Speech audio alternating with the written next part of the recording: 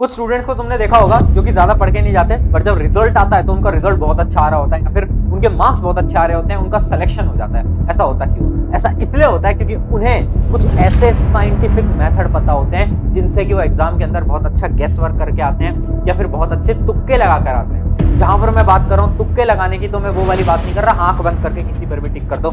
यहाँ पर मैं बात कर रहा हूँ one of the most scientific methods.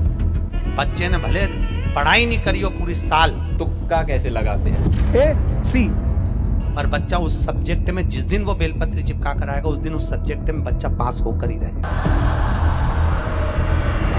तुक्का जम के लगाइएगा परीक्षा। कभी भी उस क्वेश्चन पे तुक्का मत लगाइएगा जिसके बारे में आपको कुछ भी नहीं पता है। पापा ये सब तो पढ़ाई नहीं कोचिंग ने यार, वो कहानी सुना दी, ये सब बताया नहीं। So hi, मेरा नाम है Prashant, mentor of thousands of students preparing for India's toughest exam like IIT JEE NEET 10th class board 12th class board और भी ऐसे लाखों बच्चों को मैं और मेरी टीम फ्री में गाइड और मेंटोर करती है। आज का जो टॉपिक है उसको बहुत सारे बच्चे देख के हंस रहे होंगे, भैया यार आप तो साइंटिफिक टॉपिक्स पे वीडियो बनाते हो, आप तो हमें पढ़ाई के लिए मोटिवेट करते हो, आप तो हमें स्ट्रैटेजीज बताते हो, आप तो हमें पढ़ाते हो, ये किस टॉपिक पे आ गए? तुक्का लगाना सिखा देंगे, ये कैसा मेथड है भैया? क्या ये जरूरी है? हाँ जरूरी है। क्यों जरूरी है बताता हूं।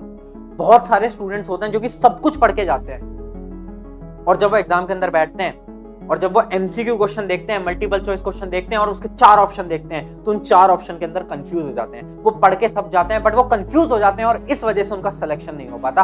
पिछले साल ऐसे मेरे कई स्टूडेंट्स थे जो कि नीट की प्रिपरेशन कर रहे थे, मेडिकल एंट्रेंस एग्जाम होता है और बहुत सारे स्टूडेंट्स इस वजह से फेल हुए थे। क्यों? क्योंकि वो पढ़ के सब गए बट एग्जाम के अंदर कंफ्यूज हो गए। तो ये जो टेक्निक्स आज बताने वाला हूँ ये one of the most important technique है। जितनी भी आज टेक्निक्स बताऊंगा वो मल्टीपल चॉइस क्वेश्चन के लिए होगी। मल्टीपल चॉइस क्वेश्चन देखो अब हर एक क्लास के अंदर कंपलसरी हो गया है, 9th क्लास के अंदर यूज होता है, 10th बोर्ड के अंदर MCQ क्वेश्चन होते हैं, हर सब्जेक्ट के स्टार्टिंग के कुछ क्वेश्चन MCQs होते हैं, 12th बोर्ड के अंदर भी MCQ क्वेश्चन होते हैं, JEE नीट UPSC कैट सारे एग्जाम MCQ बेस्ड होते हैं। तो हमें आज जानना पड़ेगा कि क्या ऐसी ट्रिक है जिससे कि मैं लास्ट के टाइम पे अपने 5 से 10 नंबर इंक्रीज कर सकता हूं इजीली इन ट्रिक्स को जान के। बट मैं तुम सभी से एक निवेदन करना चाहता हूं कि देखो यार, हमें सबसे पहले ये जानना पड़ेगा कि हमें तुक्का लगाना भी चाहिए या नहीं लगाना चाहिए, क्योंकि बहुत सारे बच्चे हैं जो कि ऑलमोस्ट पूरा पेपर सही करके आते हैं तो उन्हें तुक्का लगाने की जरूरत ही क्या है। तो सबसे पहले बात करते हैं कि भैया क्या हमें तुक्का लगाना चाहिए या नहीं लगाना चाहिए। तो देखो, अगर आपके एग्जाम के अंदर नो नेगेटिव मार्किंग है, नो नेगेटिव मार्किंग कहां होती है? जैसे कि बोर्ड एग्जाम होता है, 10th एंड 12th के एग्जाम होते हैं, उसके अंदर कोई नेगेटिव मार्किंग नहीं होती, तो हाँ भाई तुक्का लगा कर आओ। कैसे लगाएंगे वो तो हम आगे पूरी बात करेंगे। बट अगर तुम्हारी नेगेटिव मार्किंग है, जैसे JEE का एग्जाम, नीट का एग्जाम, UPSC प्रीलिम्स का एग्जाम, सारे एग्जाम्स के अंदर नेगेटिव मार्किंग होती है, तो क्या हमें तुक्का लगाना चाहिए भैया? हाँ लगाना चाहिए। बट कितने क्वेश्चन पे? मैक्सिमम 7 से 8 क्वेश्चन पे। उससे ऊपर अगर तुम तुक्का लगाकर आ रहे हो तो सबसे बड़ी बेवकूफी कर रहे हो। याद रखना कि भैया तुक्का ज्यादा क्वेश्चंस में नहीं लगाया जाता। हम गैस वर्क करेंगे, हम साइंटिफिक मेथड से गैस वर्क करेंगे, बट केवल इन क्वेश्चंस पे करेंगे। ऐसा नहीं कि सब पे तुक्का लगा के आ रहे हो, क्योंकि अगर सब पे तुक्का लगाया तो बेटा कुछ होगा नहीं, फालतू में नंबर नेगेटिव में आ जाएंगे। तो याद रखना केवल कम से कम क्वेश्चन में तुक्का लगाना है और कब लगाना है वो मैं तुम्हें समझा देता हूं। तो चलो पॉइंट नंबर 2 क्या है? Stages to attempt. अब हमें यह जानना पड़ेगा कि भैया हमें MCQ क्वेश्चंस जो होते हैं उनको अटेम्प्ट कैसे करना है। इमेजिन करो मेरे हाथ में आ गया पेपर, मैं एग्जाम देने जा रहा हूं IIT का, JEE मेन का मैं पेपर देने जा रहा हूं, मैं नीट का एग्जाम देने जा रहा हूं, मैं कैट का एग्जाम देने जा रहा हूं, मैं UPSC या 10th 12th बोर्ड का एग्जाम देने जा रहा हूं, मेरे हाथ में पेपर है। मैं क्या करूंगा?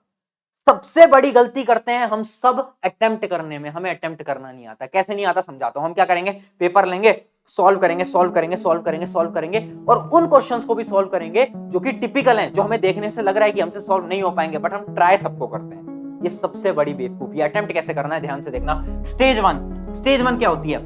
ये वो स्टेज होती है जब हमें केवल वो क्वेश्चन करने हैं जो कि हमें देखते लग रहा है कि ये तो हो जाएगा।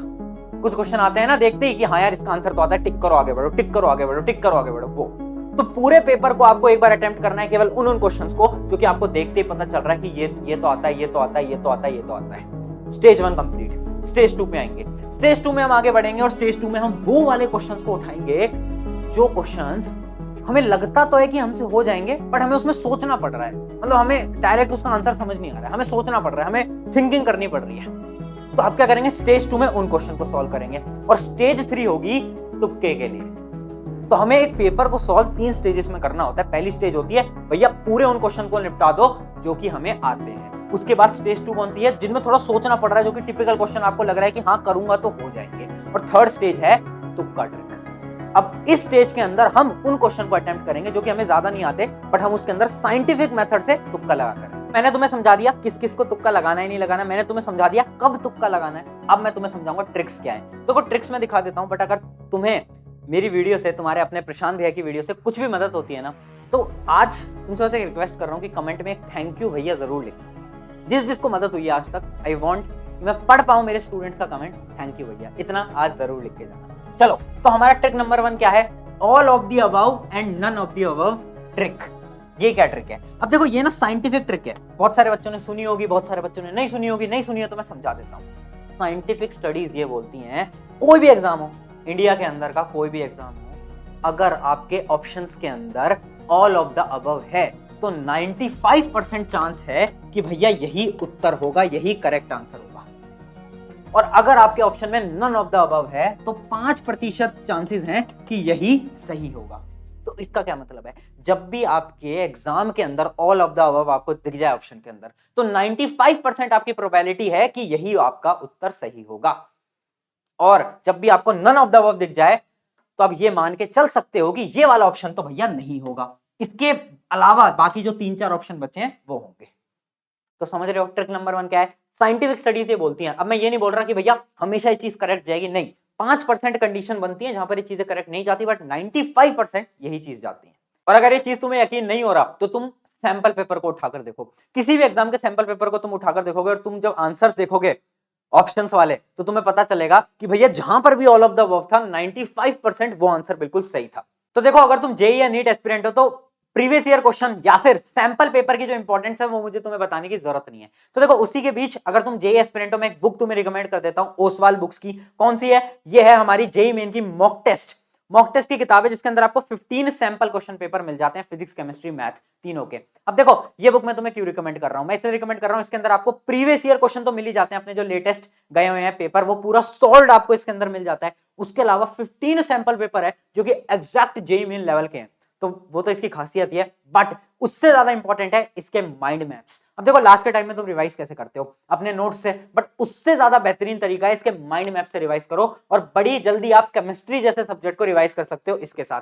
तो बहुत ज्यादा इंपॉर्टेंट बुक है। उसके साथ इसके और भी बहुत सारे फीचर हैं, जैसे कि अगर आप इसकी स्टार्टिंग में देखोगे इंडेक्स के पास, तो आपको subject wise, topic wise analysis मिल जाएगा कि फिजिक्स के अंदर इस चैप्टर का वेटेज इतना है, केमिस्ट्री के अंदर इतना है। ऐसा आपको सारी चीजें इस बुक के अंदर मिल जाती है, जो कि बहुत शानदार है। तो आप इस बुक को परचेज कर सकते हो, लिंक मैंने डिस्क्रिप्शन में दे दिया है। उसके अलावा तुम ऑफलाइन स्टोर्स वगैरह से भी ले सकते हो, बट अगर आप ऑनलाइन लोगे तो शायद आपको थोड़ा सस्ता मिल जाए, तो देख लेना ऑनलाइन स्टोर में, हमने लिंक डिस्क्रिप्शन में डाल दिया। चलो अब आगे बढ़ते हैं। Trick number 2, elimination method. ध्यान से समझना, ये एक वो मेथड है जो कि हर एक टॉपर बच्चा फॉलो करता है। तो अगर तुम्हें भी टॉपर बनना है, इस मेथड को फॉलो करो। करना क्या होता है? इमेजिन करो आपके पास 4 ऑप्शन है, ए, बी, सी और डी, और आपने देखा और आपने ऑप्शंस को देखा और आपको लगा कि यार भैया मेरी मेमोरी ये बोल रही है कि भैया सी ऑप्शन तो बिल्कुल नहीं हो सकता, तो उसको एलिमिनेट कर दो।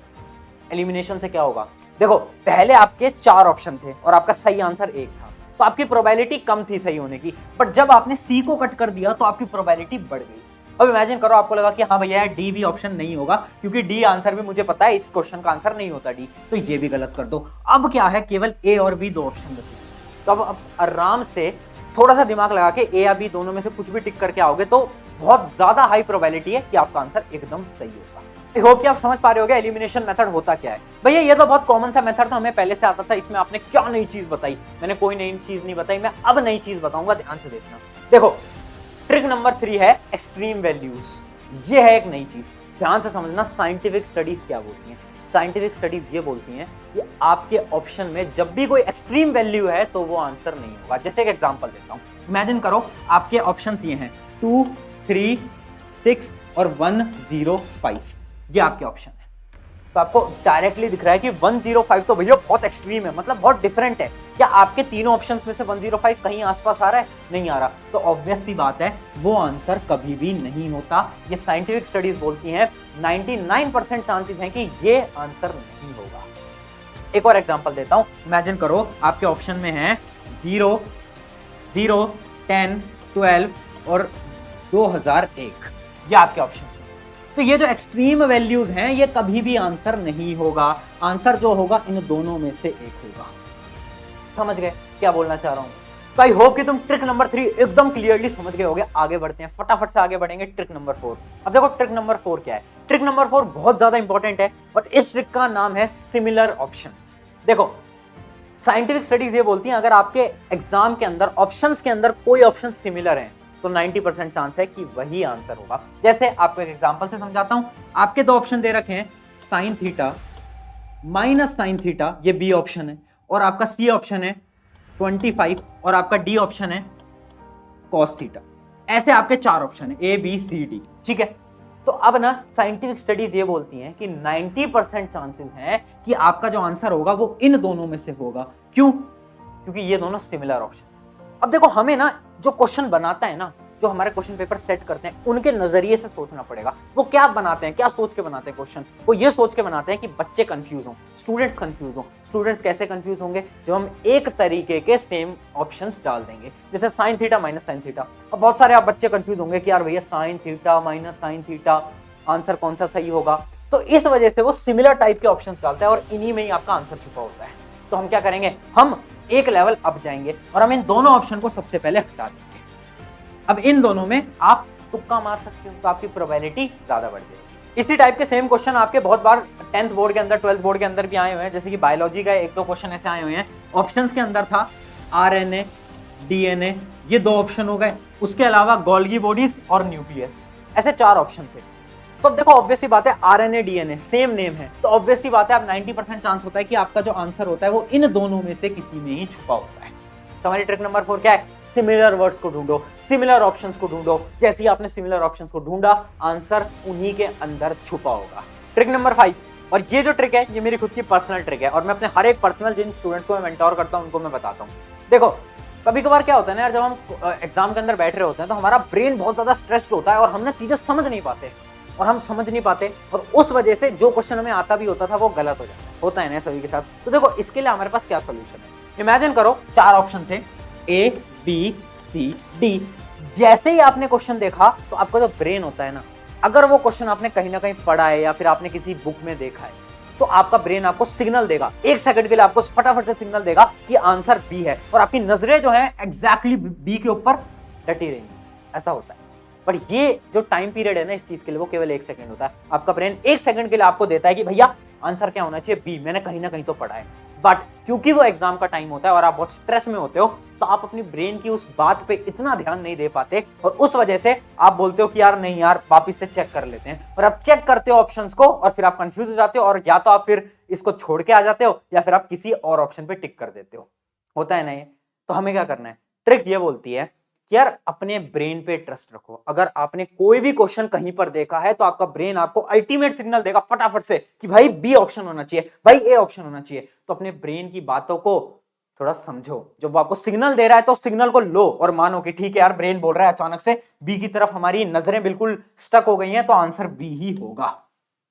और 99% ये ट्रिक काम करती है। मैंने खुद ने ट्राई करी है, मेरे हजारों स्टूडेंट्स के साथ मैंने ट्राई करी है। तो इसको ट्राई करना। अब जब भी आप अगला एग्जाम देने जा रहे हो तो ये चीज होगी। देखो दो कंडीशन बनती है। अगर आपने वो क्वेश्चन देखा होगा, आपके ब्रेन ने कभी ना कभी वो क्वेश्चन देखा होगा, तो वो आपको संकेत दे देगा। बाकी अगर आपने वो क्वेश्चन कभी नहीं देखा होगा, न्यू क्वेश्चन होगा, तो आपका ब्रेन कोई सिग्नल नहीं देगा। तो जब भी आपका ब्रेन सिग्नल दे तो उस सिग्नल को लो और टिक करो और आगे बढ़ो। एक आखिरी ट्रिक की बात कर देते हैं और ये सबसे खतरनाक ट्रिक है।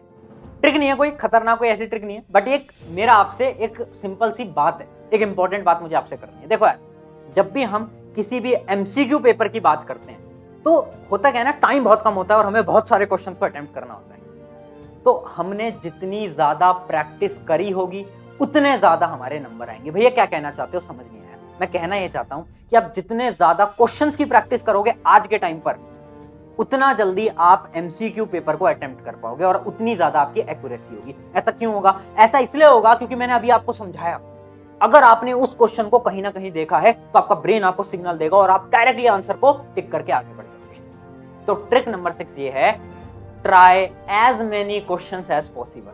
जितने ज्यादा क्वेश्चंस प्रैक्टिस करोगे उतने ज्यादा नंबर आएंगे और ये साइंटिफिकली प्रूवन है। ये थी हमारी तुक्के मारने की सबसे खतरनाक वीडियो। और अब एक 1-to-1 टिप, वो तो हमारा रिवाज है, तो थोड़ा सा नजदीक आ जाओ और मेरी बात बहुत ध्यान से समझना। अब देखो इस ट्रिक से बहुत सारे बच्चे एग्री करेंगे, बहुत सारे बच्चे नहीं करेंगे, बट ये साइंटिफिकली प्रूवन ट्रिक है।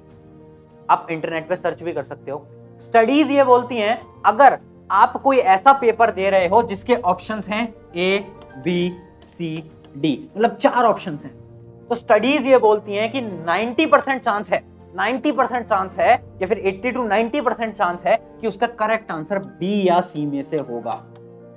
ये स्टडीज बोलती हैं। और पहले मुझे भी इस चीज का यकीन नहीं होता था, बट आप कभी भी किसी भी एग्जाम का पेपर उठाना और उसको देखना, उसके आंसर देखना, प्रीवियस ईयर का कोई भी, तो आपको दिखेगा कि एटलीस्ट 80% आंसर आपको बी या सी में से मिल रहे होंगे। भैया ए और डी क्यों नहीं होते? वो इसलिए नहीं होते क्योंकि एग्जामिनर जो आपका पेपर बना रहा है वो ये नहीं चाहता कि आपको पहले ही ऑप्शन में आंसर मिल जाए, वो ये नहीं चाहता। तो आपने देखा होगा ए ऑप्शन बहुत कम आंसर मिलता है, और अगर कुछ स्टूडेंट्स वो पेपर दे रहे हैं जिसके अंदर 5 ऑप्शन है A, B, C, D, E, तो ऐसा साइंटिफिक स्टडीज बोलती हैं कि उनका जो करेक्ट आंसर है वो E होना चाहिए। ऐसी प्रोबेबिलिटी 40 to 50% है। E ऑप्शन होने की प्रोबेबिलिटी 40 to 50% है। ये भी आप कोई भी सैंपल पेपर को उठाकर चेक कर सकते हो। एंड केवल इतना ही नहीं, साइंटिफिक स्टडीज एक और चीज बोलती हैं कि जब भी आपका ट्रू या फॉल्स होता है, जैसे बोर्ड एग्जाम वालों के ट्रू या फॉल्स आते हैं, तो ट्रू या फॉल्स के अंदर 60% चांसेस हैं कि आंसर आपका ट्रू ही होगा। 60% चांस है कि आंसर आपका ट्रू ही होगा। बट देखो, मैं फिर भी इस वाली टेक्निक पे इतना यकीन नहीं करता, बट हाँ, ये जो BC वाली टेक्निक है इस पर मैं बहुत ट्रस्ट करता हूँ, क्योंकि मैंने बहुत देखा है एंड मैंने सैंपल पेपर को एनालाइज करा है। किसी भी एग्जाम के सैंपल पेपर की बात कर लो तो B या C बहुत जरूरी है एंड बहुत बार काम आता है। ये थी हमारी वीडियो। अब देखो यार, शायद बहुत सारे स्टूडेंट्स को ये कॉन्ट्रोवर्शियल लगे कि यार भैया यार आप पढ़ाते हो, ये सारी बातें क्यों कर रहे हो?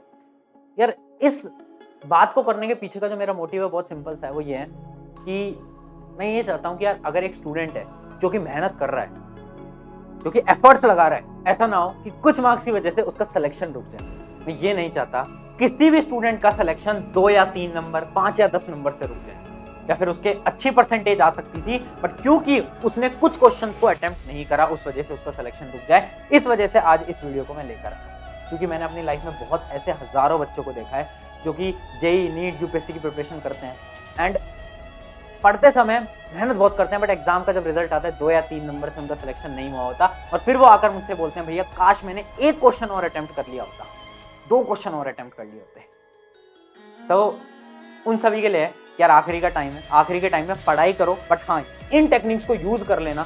यूज तभी करना जब इनकी जरूरत हो। ये वो शक्तियां हैं जिन शक्तियों को हमें हर जगह नहीं दिखाना है कि भैया मॉक टेस्ट हो रहा है, मॉक टेस्ट में भी इन शक्तियों को यूज कर लिया, भैया हर जगह इस शक्तियों को यूज कर लेंगे। नहीं, ये तब यूज करना है जब तुम फाइनल एग्जाम में बैठे हो और तुम्हें जरूरत पड़ रही है तुक्के लगाने की, मतलब 3-4 क्वेश्चन में, 5-6 क्वेश्चन में, केवल तब। ऐसा नहीं कि पूरा पेपर इन टेक्निक से तुम देकर आ रहे हो तो कुछ नहीं होगा, पहले ही बता रहा हूँ। ऑन दिस नोट, शुक्रिया एवरीवन। मेरा नाम है प्रशांत।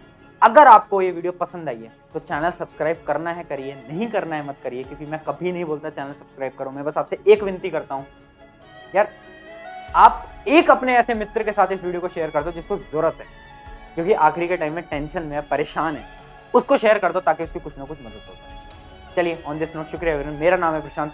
नेक्स्ट वीडियो आपको किस टॉपिक पे चाहिए कमेंट में बताना, और एक थैंक यू भैया जरूर लिख के जाना।